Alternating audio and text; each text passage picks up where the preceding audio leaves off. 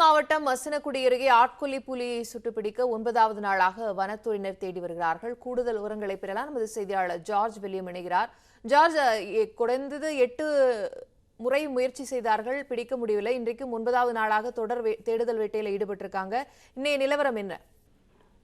வணக்கம் ஆஷ்லி. நீலகிரி மாவட்டம் குடலூர் மற்றும் மசனகுடி பகுதியில் 4 மனிதர்களையும் 30க்கும் மேற்பட்ட கால்நடைகளையும் அடித்துக் கொன்ற ஆட்கொல்லி புலியை சுட்டுக்கொள்ள நேற்று முதல் வனத்துறையினர் தீவிரமாக தேடுதல் வேட்டையில் ஈடுபட்டு வருகின்றனர். நேற்று 8 மணி நேரம் நடத்திய தேடுதல் வேட்டையில் அந்த ஆட்கொல்லி புலி சிக்காமல் வனத்துறைக்கு தொடர்ந்து போக்கு காட்டி வருகிறது. இதனைத் தொடர்ந்து நேற்று மாலை நிறைவடைந்த இந்த பணி தற்பொழுது இன்று காலை 6 மணி முதல் தொடங்குகிறது. 9வது நாளாக தொடங்கப்பட்ட இந்த பணியில் 2 கால்நடை மருத்துவர்கள் கொண்ட குழு மற்றும் 50க்கும் மேற்பட்ட வனத்துறையினர் T23 என அழைக்கப்படும் இந்த ஆட்கொல்லி புலியை தேடி சிங்கார வனப்பகுதிக்குள் நுழைந்துள்ளனர். தற்பொழுது அதவை என்னும் மோப்பநாயும் வரவழைக்கப்பட்டு அந்த ஆட்கொல்லி புலியை தேடும் பணியில் ஈடுபட்டு வருகின்றனர். நேற்று முதல் இந்த புலியை கண்காணிக்க 40 இடங்கள் கண்காணிப்பு கேமராக்கள் பொருத்தப்பட்டது. மேலும் 2 இடங்களில் மாடுகள் கட்டி வைக்கப்பட்டு தொடர்ந்து அந்த இடத்திற்கு புலி வருகிறதா என்ற ஆய்வுகள் மேற்கொள்ளப்பட்டு வருகிறது. இந்நிலையில் தற்பொழுது சிங்கார வனப்பகுதிக்குள் சென்றுள்ள வனத்துறையினர் புலியின் நடமாட்டத்தை கண்டால் உடனே முதலில் மயக்கூசி செலுத்தி பிடிக்க முயற்சி செய்வார்கள். இல்லை என்றால் அதிரடிப்படையினருக்கு தகவல் தெரிவித்து அந்த புலியை சுட்டுக்கொள்ள திட்டமிட்டுள்ளனர். 9வது நாளாக தொடர் தேடுதல் வேட்டையில் ஆட்கொல்லி புலிக்கான அந்த நடவடிக்கை மேற்கொள்ளப்பட்டிருக்கிறது. விவரங்களை ஜார்ஜ் வில்லியம் தர கேட்ட மேலதிக விவரங்களுக்கு மீண்டும் இணையலாம்.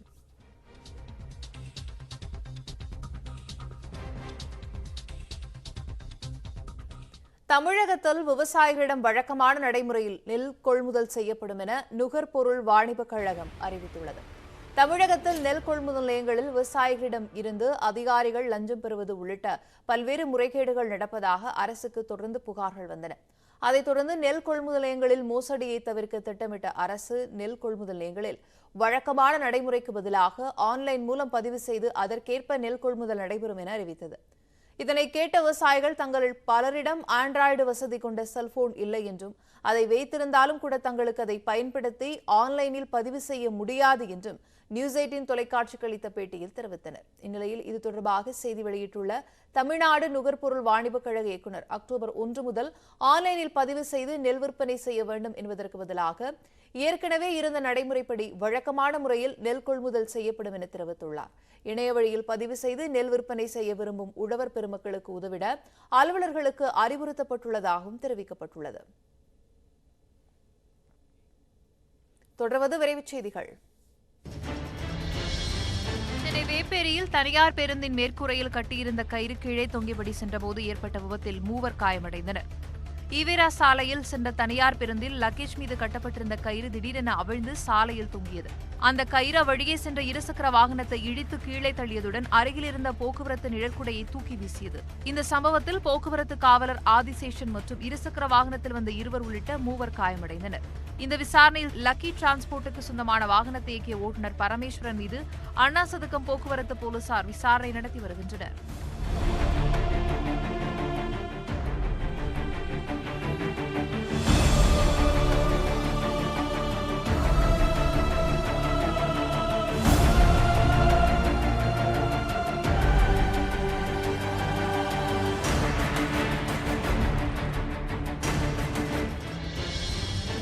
சென்னையில் 1 லிட்டர் பெட்ரோலின் விலை 100 ரூபாயை மீண்டும் தொட்டுள்ளது. நேற்றைய விலை விட 21 காசுகள் விலை உயர்ந்து லிட்டர் 100 ரூபாய் 1 காசுக்கு விற்கப்பட உள்ளது.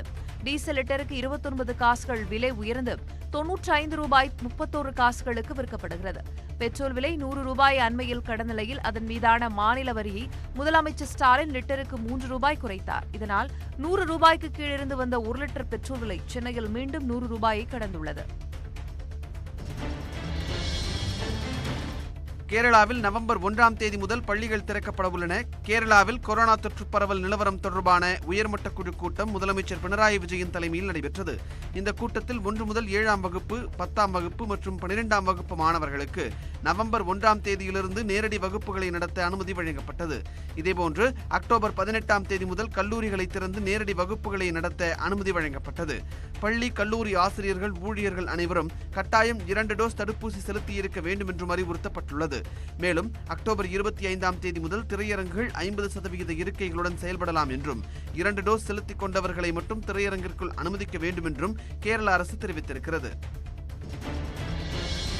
ஏழை எளிய மக்களின் வாழ்வாதாரத்தை கருத்தில் கொண்டே காங்கிரஸ் ஆட்சியில் 100 நாள் வேலைவாய்ப்பு திட்டம் கொண்டுவரப்பட்டதாக முன்னாள் மத்திய அமைச்சர் ப. சிதம்பரம் தெரிவித்துள்ளார். சிவகங்கை மாவட்டம் கண்டனூரில் தனது 26.16 ஏக்கர் நிலத்தை முன்னாள் அமைச்சர் ப. சிதம்பரம் அரசுக்கு தானமாக வழங்கினார். அப்போது பேசிய அவர், பெரிய தொழில்களை விட சிறு தொழில்கள்தான் ஏழை எளிய மக்கள் அதிகம் பயன்பெறுவதாக கூறினார். நாம் அனைவரும் ஆண்டுக்கு ஒருமுறை கைத்தறி ஆடைகளை வாங்கினாலே அத்துறையை வருமானம் மிகுந்த துறையாக மாற்றிவிடலாம் என ப. சிதம்பரம் கூறினார். தலைநகர் டெல்லியில் தனக்கு வேட்டி சட்டை தான் அடையாளம் எனவும் அதனை அணிவதில் பெருமிதம் கொள்வதாகவும் ப. சிதம்பரம் தெரிவித்தார். சொத்து தகராறில் பத்திரப்பதிவு அலுவலகத்திலேயே அண்ணன் தங்கைகள் அடித்த சம்பவம் சிவகங்கை மாவட்டம் மானாமதுரையில் நிகழ்ந்துள்ளது. அண்ணா சிலை பகுதியைச் சேர்ந்த தனபாலுவுக்கும் அவரது தங்கைகளுக்கும் சொத்து தகராறு இருந்துள்ளது. சொத்து பிரச்சினை தொடர்பாக மானாமதுரை பத்திரப்பதிவு அலுவலகத்திற்கு வந்திருந்த போது இவர்களுக்கிடையே மீண்டும் சண்டை மூண்டுள்ளது. அப்போது தங்கைகளும் தங்கையின் மகன்களும் சேர்ந்து தனபாலை தாக்கினர். காயமடைந்த தனபால் சிவகங்கை அரசு மருத்துவமனையில் அனுமதிக்கப்பட்ட நிலையில் 8 பேர் மீது வழக்கு பதியப்பட்டுள்ளது.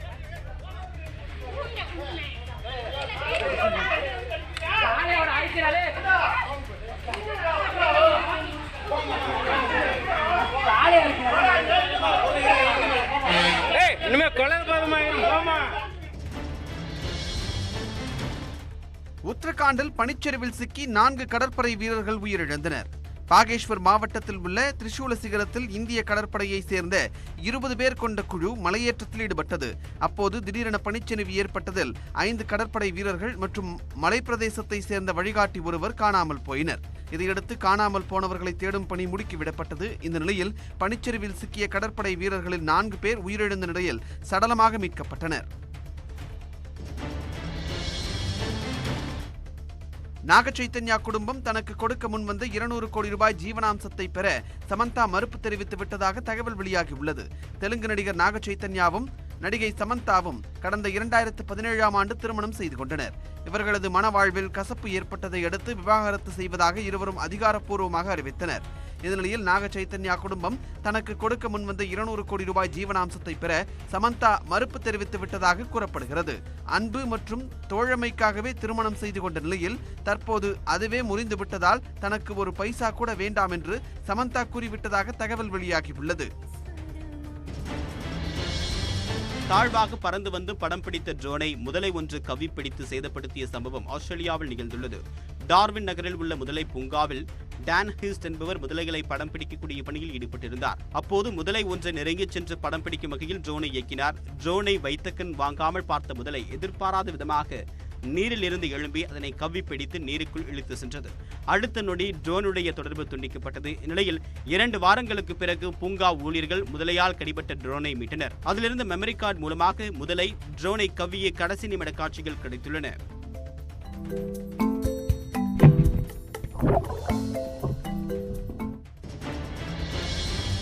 உலகிலேயே முதன்முறையாக ட்ரோன் மூலம் ஒரு புயலின் கண் பகுதிக்குள் சென்று படம் பிடிக்கப்பட்டுள்ளது. செயல் ட்ரோன் எனும் நிறுவனம் அட்லாண்டிக் பெருங்கடலில் 5 ஆராய்ச்சி ட்ரோன்களை நிறுத்தி வைத்துள்ளது.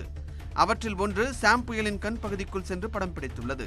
புயலால் சேதமடையாமல் பயணிக்கும் வகையில் இந்த மிதக்கும் ட்ரோனில் புயல் இறகு என்னும் பகுதி பொருத்தப்பட்டுள்ளது. இதன் மூலம் உலகிலேயே முதன்முறையாக ஒரு புயலின் கண் பகுதிக்குள் சென்று படம் பிடிக்கப்பட்டிருக்கிறது. இந்த காட்சிகள் மூலம் புயல்கள் எவ்வாறு உருவாகின்றன என்பது பற்றியும் சில புயல்கள் ஏன் விரைவாக வலுவடைகின்றன என்பது பற்றியும் ஆராய முடியும் என்கின்றனர் விஞ்ஞானிகள். எஸ். ராஜமௌலியின் இயக்கத்தில் பெரிதும் எதிர்பார்க்கப்பட்ட RRR திரைப்படம் ஜனவரி 7ஆம் தேதி வெளியாகும் என்று படக்குழு அறிவித்துள்ளது. பாகுபலி திரைப்படத்தின் பிரம்மாண்ட வெற்றிக்கு பிறகு ராஜமௌலியின் இயக்கத்தில் ராம் சரண், ஜூனியர் NTR, அஜய் தேவ்கன், ஆலியா பட் ஆகியோர் நடிப்பில் RRR திரைப்படம் உருவாகி வந்தது. 400 கோடி ரூபாய் பொருட்செலவில் உருவான இந்த திரைப்படம் அக்டோபர் 13ஆம் தேதி வெளியாகும் என்று முதலில் அறிவிக்கப்பட்டிருந்தது. ஆனால் கொரோனா பரவலால் திரையரங்குகள் மூடப்பட்டிருந்த நிலையில் பட வெளியீட்டு தள்ளி வைக்கப்பட்டது. இந்நிலையில் ஜனவரி மாதம் 7ஆம் தேதி RRR திரைப்படம் வெளியாகும் என்று அதிகாரப்பூர்வமாக அறிவிக்கப்பட்டுள்ளது. மேற்கு வங்கத்தில் துர்க்கை பூஜைக்கான பொருட்களை வாங்குவதற்கு கடைத்தெருவில் ஏராளமானோர் கூடினர். நம்மூரில் நவராத்திரி பண்டிகை கொண்டாடப்படுவதை போன்றே மேற்கு வங்கத்தில் துர்க்கை பூஜை மிகவும் பிரசித்தி பெற்றதாகும். அக்டோபர் 11 தொடங்கி 15ஆம் தேதி வரை இந்த விழா கொண்டாடப்பட உள்ளது. இதற்கான பூஜை பொருட்கள் வாங்குவதற்காக ஞாயிற்றுக்கிழமையான நேற்று கடைத்தெருவில் மக்கள் கூட்டம் அலைமோதியது. கொரோனா பரவல் சற்று தணிந்துள்ள நிலையில் ஏராளமானோர் தனிமனித இடைவெளியை மறந்து கூடியது அச்சத்தை ஏற்படுத்தியுள்ளது.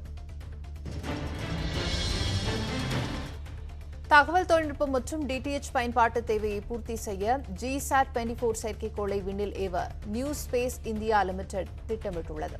இந்திய விண்வெளி ஆராய்ச்சித் துறையின் வர்த்தக பிரிவான நியூ ஸ்பேஸ் இந்தியா லிமிடெட் பெங்களூரை தலைமையிடமாக கொண்டு இயங்கும் ஒரு அரசு நிறுவனமாகும். இந்த நிறுவனம் தகவல் தொழில்நுட்பம் மற்றும் டிடிஎச் சேவைகளுக்காக ஐரோப்பிய விண்வெளி நிறுவனத்திற்கு சொந்தமான ஏரியன் 5 ராக்கெட் மூலம் 4 டன் எடை கொண்ட GSAT-24 செயற்கைக்கோளை அடுத்த ஆண்டு விண்ணில் ஏவ முடிவு செய்துள்ளது. இந்த செயற்கைக்கோள் மூலம் பெறப்படும் அலைவரிசை தொழில்நுட்பம் டாடா ஸ்கை நிறுவனத்திற்கு குத்தகைக்கு விடப்படும் என அதிகாரிகள் தெரிவித்துள்ளனர். மும்பை அருகே நடுக்கடலில் சொகுசு கப்பலில் நடைபெற்ற போதை விருந்தில் கலந்து கொண்ட பாலிவுட் சூப்பர் ஸ்டாரின் மகன் உட்பட 10 பேரை போலீசார் மடக்கி பிடித்தனர். மும்பையிலிருந்து கோவா செல்ல இருந்த கார்டிலியா குரூஸ் கப்பலில் போதை விருந்திற்கு ஏற்பாடு செய்யப்பட்டுள்ளதாக போதை தடுப்பு பிரிவு போலீசாருக்கு ரகசிய தகவல் கிடைத்தது. அதன் பேரில் போதை தடுப்பு பிரிவு அதிகாரிகள் 2 பயணிகளின் போர்வையில் அந்த கப்பலில் பயணித்தனர். கப்பல் நடுக்கடலுக்குள் சென்றதும் அதில் இருந்தவர்களுக்கு போதைப் பொருட்கள் பரிமாறப்பட்டன. இதையடுத்து மாறு வேடத்தில் இருந்த அதிகாரிகள் அனைவரையும் மடக்கி பிடித்தனர். கப்பல் முழுவதும் சோதனையிட்டதில் கொக்கைன் உள்ளிட்ட போதைப் பொருட்கள் பறிமுதல் செய்யப்பட்டன. இது தொடர்பாக ஹிந்தி நடிகரின் மகன் உட்பட 10 பேரை போலீசார் விசாரணைக்காக மும்பைக்கு அழைத்துச் சென்றனர். மேலும் பல பாலிவுட் நடிகர்களின் வாரிசுகளும் விசாரணை வளையத்திற்குள் கொண்டு வரப்பட்டுள்ளனர். தமிழ்நாடு புதுச்சேரி சட்டமன்ற தேர்தலில் 114 கோடி ரூபாய் செலவு செய்துள்ளதாக திமுக கணக்கு காட்டியுள்ளது. மற்றொரு பிரதான கட்சியான அதிமுக 57 கோடி ரூபாய் செலவு செய்துள்ளது. அரசியல் கட்சிகள் தேர்தல் நேரத்தில் செய்த செலவு கணக்குகளை தேர்தல் ஆணையத்திடம் சமர்ப்பிக்க வேண்டும் என்ற விதிமுறை உள்ளது. அதன்படி அண்மையில் நடந்து முடிந்த மேற்கு வங்கம், அஸ்ஸாம், கேரளா, தமிழ்நாடு, புதுச்சேரி ஆகிய 5 மாநில சட்டசபை தேர்தலின் போது அரசியல் கட்சிகள் செலவு செய்த விவரங்களை தேர்தல் ஆணையத்திடம் சமர்ப்பித்து வருகின்றன. தற்போது வரை காங்கிரஸ், திரிணாமுல் காங்கிரஸ், இந்திய கம்யூனிஸ்ட், திமுக, அதிமுக உள்ளிட்ட கட்சிகள் தங்களது செலவு கணக்கை தாக்கல் செய்துள்ளன. பாஜக கட்சி இன்னும் தேர்தல் செலவு கணக்கை தாக்கல் செய்யவில்லை. தேர்தல் ஆணையத்தில் சமர்ப்பிக்கப்பட்டுள்ள தகவலின்படி அதிகபட்சமாக மேற்கு வங்க மாநில சட்டமன்ற தேர்தலின் போது திரிணாமுல் காங்கிரஸ் கட்சி 154 கோடியே 28 லட்சம் ரூபாய் செலவு செய்துள்ளதாக கணக்கு காட்டியுள்ளது. அதில் நட்சத்திர வேட்பாளர்கள் பயணச் செலவாக 33 கோடியே 2 லட்சம் ரூபாயும், விளம்பரத்திற்காக 11 கோடியே 93 லட்சம் ரூபாயும் செலவிடப்பட்டதாக கூறியுள்ளது. திரிணாமுல் காங்கிரஸ் கட்சிக்கு அடுத்தபடியாக சட்டமன்ற தேர்தலில் திராவிட முன்னேற்றக் கழகம் 114 கோடியே 14 லட்சம் ரூபாய் செலவு செய்திருப்பதாக கணக்கு காட்டியுள்ளது. தமிழ்நாடு, புதுச்சேரி மாநிலங்களில் தேர்தல் விளம்பரத்திற்காக 39 கோடியே 78 லட்சம் ரூபாயும், வேட்பாளர்களுக்காக 54 கோடியே 47 லட்சம் ரூபாயும் செலவு செய்துள்ளதாக திமுக தெரிவித்துள்ளது. அதே நேரத்தில் ஆளுங்கட்சியாக இருந்த அதிமுக அண்மையில் நடந்து முடிந்த சட்டமன்ற தேர்தல் மற்றும் கன்னியாகுமரி மக்களவை தொகுதி இடைத்தேர்தலுக்காக 57 கோடியே 33 லட்சம் ரூபாய் செலவிட்டதாக தெரிவித்துள்ளது. அதில் நாளிதழ், இணையதளம் உள்ளிட்டவற்றின் மூலம் விளம்பரம் செய்ததற்கு மட்டும் 56 கோடியே 65 லட்சம் ரூபாய் செலவிட்டுள்ளது. தமிழ்நாடு, புதுச்சேரி, மேற்கு வங்கம் உள்ளிட்ட 5 மாநில தேர்தலில் காங்கிரஸ் கட்சி 84 கோடியே 93 லட்சம் ரூபாயும், இந்திய கம்யூனிஸ்ட் கட்சி 13 கோடியே 19 லட்சம் ரூபாயும் செலவு செய்திருப்பதாக கணக்கு காட்டியுள்ளன. இதேபோல் அஸ்ஸாம் மாநில சட்டமன்ற தேர்தலில் அஸ்ஸாம் கணபரிஷத் கட்சி 15 கோடியே 16 லட்சம் ரூபாய் செலவு செய்துள்ளதாக கணக்கு தாக்கல் செய்துள்ளது. தொடர்ந்து பல்வேறு செய்திகளை பார்க்க இருக்கிறோம். குறிப்பாக உலகின் உயரமான கட்டிடத்தில் ஒளிர்ந்த மகாத்மா காந்தி. விவரமறியலாம் இடைவேளைக்கு பிறகு.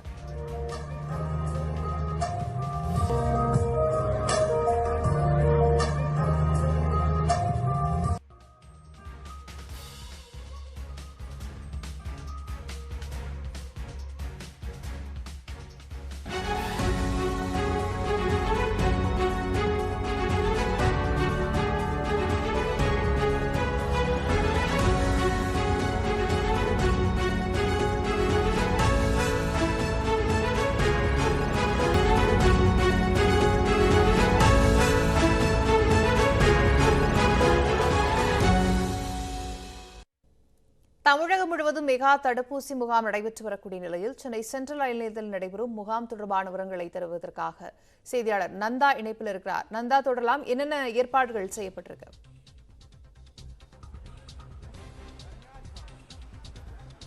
தமிழகம் முழுவதும் 4ஆம் கட்டமாக இன்று மெகா தடுப்பூசி மையம் என்பது நடைபெற்று வருகிறது. குறிப்பாக கடந்த 12ஆம் தேதி முதல் கட்டமாக 40,000 தடுப்பூசிகள் மையங்கள் அமைக்கப்பட்டு தமிழகம் முழுவதும் தடுப்பூசி செலுத்தப்பட்டது.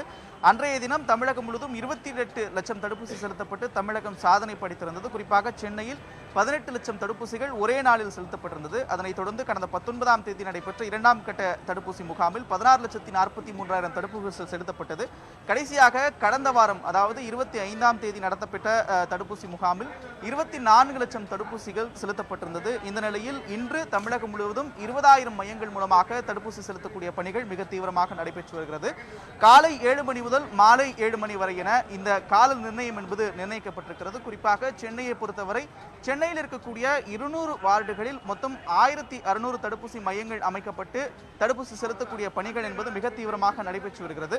தற்போது தமிழக அரசின் கையிருப்பில் 25 லட்சம் தடுப்பூசிகள் இருக்கக்கூடிய நிலையில் நாளை தமிழக அரசின் கையிருப்பில் தடுப்பூசியே இல்லாத நிலை உருவாக்க வேண்டும் என்ற இலக்கை நிர்ணயித்து தற்போது இந்த தடுப்பூசி செலுத்தக்கூடிய பணிகள் என்பது மிக தீவிரமாக நடைபெற்று வருகிறது. குறிப்பாக இந்த தடுப்பூசி மையங்கள் எங்கெல்லாம் அமைக்கப்பட்டிருக்கிறது என்பது தொடர்பான விவரங்கள் சென்னை மாநகராட்சியினுடைய அதிகாரப்பூர்வ இணையதளத்தில் வெளியிடப்பட்டிருக்கிறது. அதே போல மக்கள் அதிகம் கூடக்கூடிய இடங்கள், துப்புரவு தூய்மை பணிய வாகனங்கள் உள்ளிட்ட இடங்களில் ஒலிபெருக்கி மூலமாகவும் விழிப்புணர்வு ஏற்படுத்தப்பட்டு வருகிறது.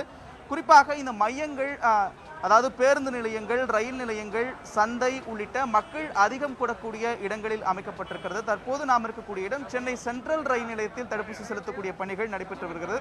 சென்ட்ரல் ரயில் நிலையத்திலும் எழும்பூர் ரயில் நிலையம் என 2 தடுப்பூசி மையங்கள் பக்கம் பக்கமாகவே இங்கு அமைக்கப்பட்டிருக்கிறது. குறிப்பாக ரயில் நிலையத்தை பொறுத்தவரை அதிக வடமாநில இளைஞர்கள் வருவார்கள் என்பதன் காரணமாக அந்த மொழியில் பேசக்கூடிய நபர்களும் கூட இங்கு அவர்களுடைய உதவிக்காக அமர்த்தி வைக்கப்பட்டிருக்கிறார்கள். தற்போது நம்மோடு ஒருவர் இருக்கிறார். भैया तुम्हें कहाँ से आ रहा है?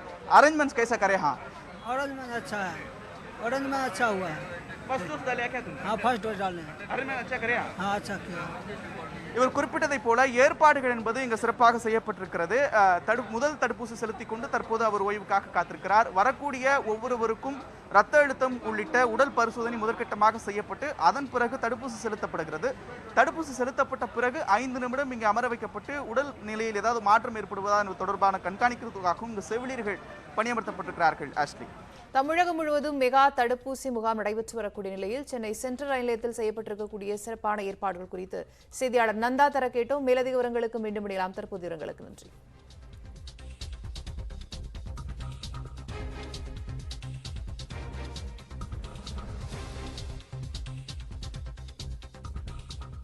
ஊரக உள்ளாட்சித் தேர்தலில் வாக்காளர்கள் வாக்குச்சீட்டை தவிர்த்து வேறு எந்தெந்த ஆவணங்களை காண்பித்து வாக்களிக்கலாம் என்ற விவரத்தை மாநில தேர்தல் ஆணையம் வெளியிட்டுள்ளது.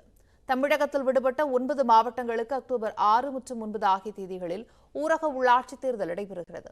இந்நிலையில் வாக்குச்சாவடி சீட்டு அல்லது வாக்காளர் அடையாள அட்டை இல்லாவிட்டாலும் 11 விதமான அசல் ஆவணங்களில் ஏதாவது ஒன்றை பயன்படுத்தி வாக்களிக்கலாம் என மாநில தேர்தல் ஆணையம் அறிவித்துள்ளது.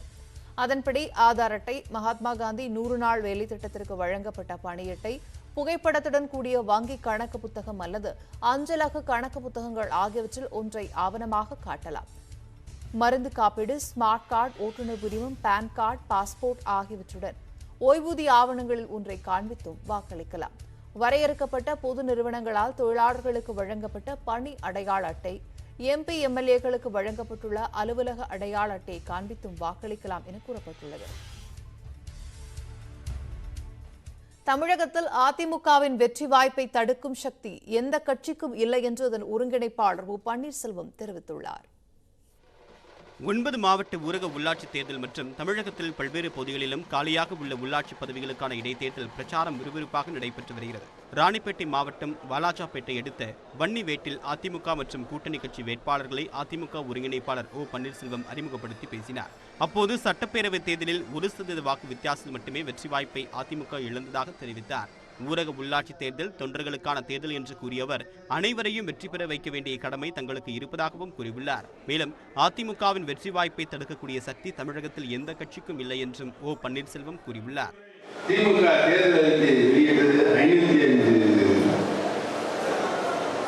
தீர்மானம் தேர்தல் அவங்க கொடுத்த வாக்குறுதிகள் இன்னைக்கு எல்லா வாக்குறுதியும் காத்துல பறந்து. காஞ்சிபுரம் மாவட்டம் வாலாஜாபாத் ஒன்றியத்தில் உள்ள தென்னேரி கிராமத்தில் திமுக வேட்பாளர்களுக்கு ஆதரவாக தொழில்துறை அமைச்சர் தங்கம் தென்னரசு பிரச்சாரம் செய்தார். நெல்லை மாவட்டத்தில் நாங்குநேரி மற்றும் ராதாபுரம் தொகுதிகளில் நாம் தமிழர் கட்சி சார்பில் போட்டியிடக்கூடிய வேட்பாளர்களை கட்சியின் ஒருங்கிணைப்பாளர் சீமான் அறிமுகம் செய்து வைத்தார். அப்போது பேசிய அவர், நாம் தமிழர் கட்சியின் வாக்கு வங்கி படிப்படியாக உயர்ந்து வருவதாகவும் ஒற்றுமையாக இருந்து வாக்களித்திருந்தால் 10% பெற்றிருக்கலாம் என்றும் கூறியுள்ளார். காந்தியடிகளின் பிறந்தநாளை ஒட்டி ஐக்கிய அரபு அமீரகத்தில் உள்ள புகழ்பெற்ற புர்ஜ் கலைஃபா கட்டிடத்தில் காந்தியின் உருவப்படம் மின் விளக்குகளால் ஒளிரூட்டப்பட்டது. அண்ணல் காந்தியடிகளின் 183வது பிறந்தநாள் இந்தியா மட்டுமின்றி பல்வேறு நாடுகளிலும் நேற்று கொண்டாடப்பட்டது. இதையொட்டி அவருக்கு மரியாதை செலுத்தும் வகையில் துபாயில் உள்ள உலகின் மிக உயரமான புர்ஜ் கலைஃபா கட்டிடத்தில் காந்தியின் புகைப்படம் மின் விளக்குகளால் ஒளிரூட்டப்பட்டது. அந்த கட்டிடத்தில் காந்தியடிகள் ராட்டினத்தில் நூல் உற்பது போன்றும் இந்திய மூவர்ண கொடியின் உருவம் பொறிக்கப்படும் காட்சிகள் காட்சிப்படுத்தப்பட்டிருந்தன. இதனை பொதுமக்கள் ஆர்வத்துடன் கண்டு ரசித்தனர்.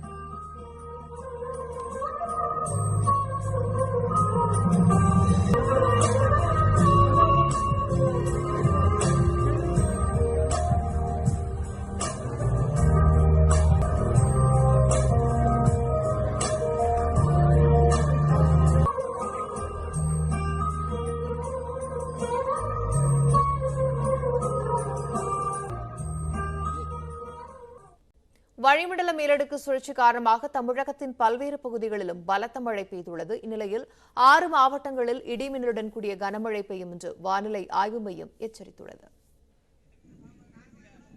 தென்மேற்கு வங்கக்கடல் பகுதியில் நிலவும் வளிமண்டல மேலடுக்கு சுழற்சி காரணமாக தமிழ்நாட்டில் கடந்த சில நாட்களாக பரவலாக மழை பெய்து வருகிறது. அதன்படி கரூர் மாவட்டத்தில் 3வது நாளாக நேற்று கனமழை கொட்டியது. லாலாப்பேட்டை, பழைய ஜெயங்கொண்டம், மாயனூர், கிருஷ்ணராயபுரம், குளித்தலை சுற்றுவட்டார பகுதிகளில் இடி மின்னலுடன் பலத்த மழை பெய்தது. இதனால் சாலைகளில் மழைநீர் வெள்ளம் போல் பெருக்கெடுத்து ஓடியது. மேலும் ஒரு சில பகுதிகளில் மின்சாரம் துண்டிக்கப்பட்டது. சிவகங்கை மாவட்டத்தில் சிவகங்கை, நாட்டரசங்கோட்டை, சாத்தரசங்கோட்டை, சோழபுரம் சுற்றுவட்டாரத்தில் நேற்று மாலை 1 மணி நேரத்திற்கு மேலாக பலத்த மழை பெய்ததால் சாலைகளில் தண்ணீர் பெருக்கெடுத்தது.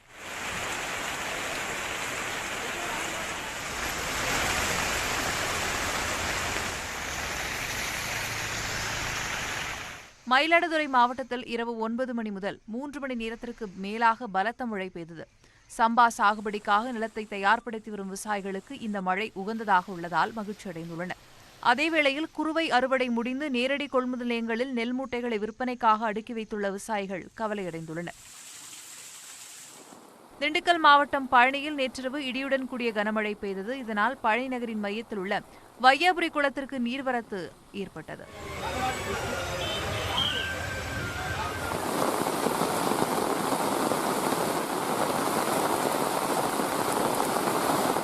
இதேபோன்று நாமக்கல்லில் மாலை நேரத்தில் இடியுடன் கூடிய மழை பெய்தால் குளிர்ந்த சூழல் நிலவியது. தேனி மாவட்டத்தில் மேற்கு தொடர்ச்சி மலைப்பகுதிகளில் பெய்து வரும் தொடர் மழையால் பெரியகுளம் அருகே சோத்துப்பாறை அணையின் நீர்மட்டம் 121 அடியை தாண்டியது. அணை முழு கொள்ளளவை எட்டுவதற்கு இன்னும் 5 அடியே உள்ளதால் பெரியகுளம், வடகப்பட்டி, மேல்மங்கலம், குள்ளபுரம் உள்ளிட்ட வராக நதி கரையோர பகுதி மக்களுக்கு முதல்கட்ட வெள்ள அபாய எச்சரிக்கை விடப்பட்டுள்ளது. கன்னியாகுமரி மாவட்டத்தில் 5 நாட்களாக பெய்து வரும் மழையால் பேச்சிப்பாறை, பெருஞ்சாணி, சிற்றாறு உட்பட பிரதான அணைகள் நிரம்பி வருகின்றன.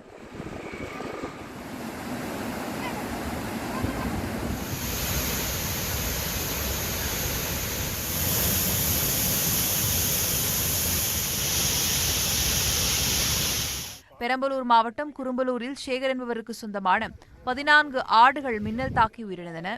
இதனை அறிந்த வட்டாட்சியர் நேரில் சென்று விசாரணை மேற்கொண்டார். இந்நிலையில் மதுரை, தென்காசி, தேனி, திண்டுக்கல், சேலம் மற்றும் நாமக்கல் மாவட்டங்களில் இன்று இடி மின்னலுடன் கூடிய கனமழை பெய்ய வாய்ப்புள்ளதாக வானிலை ஆய்வு மையம் தெரிவித்துள்ளது. ஏனைய மாவட்டங்கள் மற்றும் புதுச்சேரி, காரைக்காலில் இடி மின்னலுடன் கூடிய மிதமான மழை பெய்யும் என்றும் தெரிவிக்கப்பட்டுள்ளது.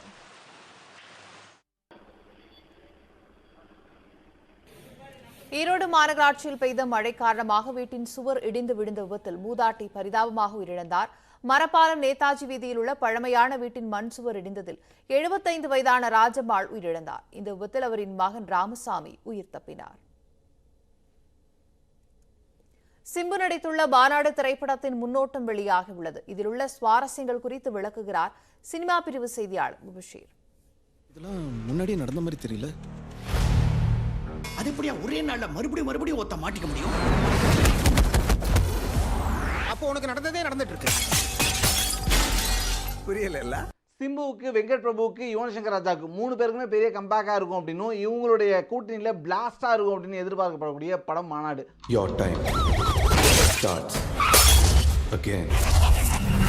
இதில் டைம் ஸ்டார்ட்ஸ் அகெயின் அப்படின்னு சொல்லும்போது அது வந்து இந்த படத்துடைய கதை என்ன அப்படின்றத சொல்லுது. அதே போல் இந்த டைம் ஸ்டார்ட்ஸ் அகெயின் சொல்லக்கூடிய அந்த ஃப்ரேம்லேயே பார்த்தீங்கன்னா ஓப்பனிங்கில் வெரி ஓப்பனிங் ஃப்ரேமில் பின்னாடி வந்து டைம் வாட்ச் கிளாக் நிறைய வந்து பிளேஸ் பண்ணியிருக்காங்க. ஸோ இந்த படம் ஃபுல்லாக டைமை பற்றி தான் பேச போகுது அப்படின்றது தெரியுது.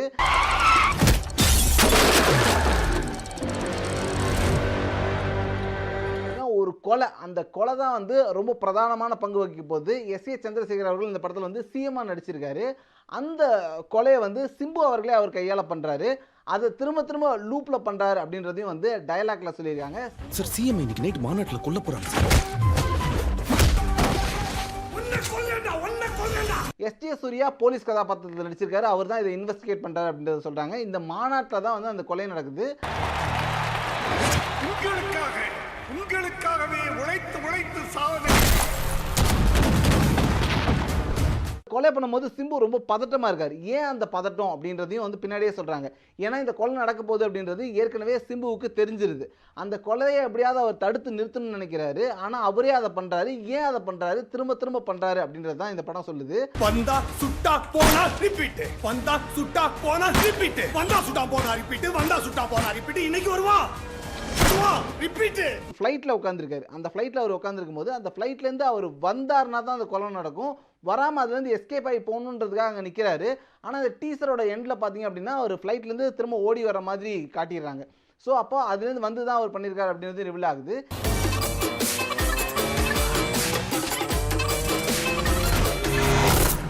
சிம்புவை வந்து எஸ்.ஜே. சூர்யாவே ஒரு இடத்துல வந்து நான் உன்னை கொன்றுவேன் அப்படின்னு துப்பாக்கி தலையை வச்சு சொல்கிறாரு. ஆனால் எஸ்.ஜே. சூர்யா சொல்கிறாரு சிம்பு வந்து சாவக்கூடாது அப்படின்னு. அப்ப அவனை பிடிச்சு கொன்னுடு. சாவக்கூடாது சார். வெங்கட் பிரபு வந்து முன்னாடி வந்து ஒரு சென்னை 28 சரோஜாலாம் பண்ணும்போது ஒரு ஜாலியான ஒரு இயக்குனராக இருந்தார். இப்போ சீரியஸான ஒரு இயக்குனராக ஆயிருக்காரு அப்படின்றது இந்த இடத்துல பதிவு பண்ணிட்டாரு. இந்த ட்ரைலரில் ரொம்ப முக்கியமாக கவனிக்கப்பட வேண்டியது யுவன் சங்கர் ராஜாவுடைய இசை. படத்துடைய இந்த ட்ரைலரோட ஓப்பனிங்கில் மியூசிக்கில் ப்ளே பண்ணுறாரு. அப்புறம் ஃபுல்லாக சவுண்ட்ஸை வச்சே ப்ளே பண்ணியிருக்காரு. அது வந்து எல்லாமே பார்த்தீங்க அப்படின்னா ஒரு துப்பாக்கி சூற சட்டமாகட்டும், அந்த க்ரௌடோட நாய்ஸ் ஆகட்டும், அதுக்கப்புறமா அடிக்கக்கூடிய சத்தமாகட்டும், கண்ணாடி உடையக்கூடிய சத்தமாகட்டும், எல்லாத்தையுமே சவுண்ட்லேயே ப்ளே பண்ணியிருக்கிறது இந்த ட்ரைலருக்கு இன்னொரு முக்கியமான விஷயமா பார்க்கலாம். உங்களுக்காகவே உழைத்து சாவனை. வந்தா சுட்டா போனா ரிப்பீட், வந்தா சுட்டா போனா ரிப்பீட், வந்தா சுட்டா போனா ரிப்பீட், வந்தா சுட்டா போனா ரிப்பீட். இன்னைக்கு வருவா ரிப்பீட். லடாக் எல்லையில் சீன படைகளை குவித்து வருவதாகவும் தேவை ஏற்பட்டால் பதில் தாக்குதல் நடத்த இந்தியா தயாராக இருப்பதாகவும் ராணுவ தலைமை தளபதி ஜெனரல் நரவானே தெரிவித்துள்ளார்.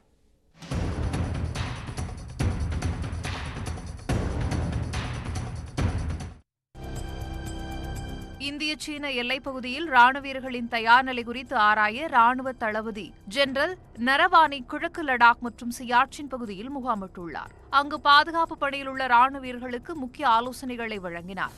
எதிர்வரும் குளிர்காலத்தை சமாளிக்கும் வகையில் படைகளில் செய்ய வேண்டிய மாற்றங்கள் குறித்து ராணுவ அதிகாரிகளுடன் ஜெனரல் நரவானே ஆலோசித்தார். மேலும் லடாக்கில் நிலவும் சூழல் குறித்தும் பாதுகாப்பு ஏற்பாடுகள் குறித்தும் துணைநிலை ஆளுநர் R.K. மாத்தூருடன் விவாதித்தார். பின்னர் செய்தியாளர்களிடம் பேசிய நரவானே லடாக் எல்லையில் சீனாவின் நகர்வுகளை தீவிரமாக கண்காணித்து வருவதாக கூறினார்.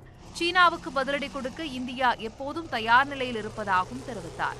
அடுத்த வாரம் நடைபெறவுள்ள ராணுவ அதிகாரிகள் மட்டத்திலான 13வது சுற்று பேச்சுவார்த்தையில் இருதரப்பு எல்லையிலிருந்து படைகளை விலக்குவது பற்றி சுமூக முடிவு எட்டப்படும் என்று நம்புவதாக கூறினார். The Chinese have deployed in considerable numbers all across eastern Ladakh, and not only in eastern Ladakh but all across the northern front, right up to our eastern command also. So definitely there has been an increase in their deployment in the forward areas, which remains of course a matter of concern for us.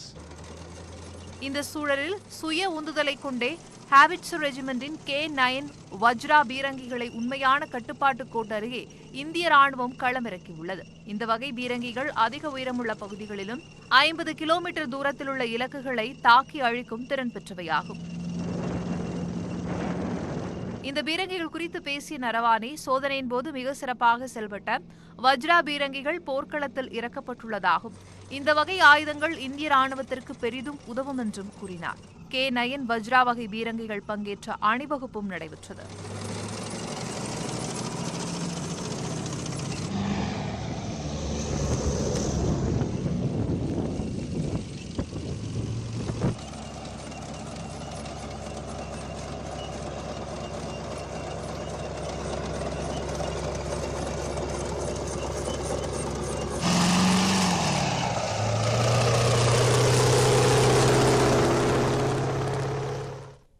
மற்ற செய்திகள் இடைவேளைக்கு பிறகு.